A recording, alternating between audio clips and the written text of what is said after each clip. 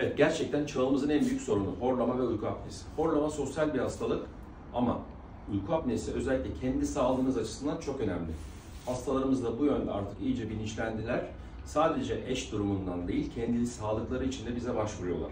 Ve horlama uyku apnesini değerlendirirken gerçekten kulak, burun, boğaz muayenesi çok önemli. Özellikle burun, geniz, küçük dil, yumuşaklamak, büyük dil, bademcikler, dil kökü, bütün bu üst solunum yolu traktını değerlendirmek gerekiyor. Neden?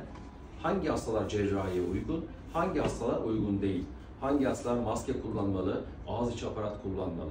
Alternatif tedavi yöntemleri tamamen kişiye özgü. Herkesin tedavisi kendine özgü. Sakın arkadaşınızla, başkalarıyla kendinizi kıyaslamayın lütfen. Bunun için de en etkili ve en güzel tedavi flexible endoskopik muayene.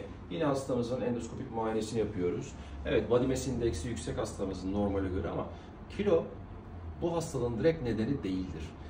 Ama öyle bir kısır döngü oluyor ki hastalarda uyku apnesi varsa daha kolay kilo alıyorlar ya da yapmış oldukları diyetten fayda görmüyorlar. Dolayısıyla tabii ki kilo her zaman önemli ama sadece zayıflayarak horlamadan kurtulmayı da beklemiyoruz. Horlar gibi yapın bakalım.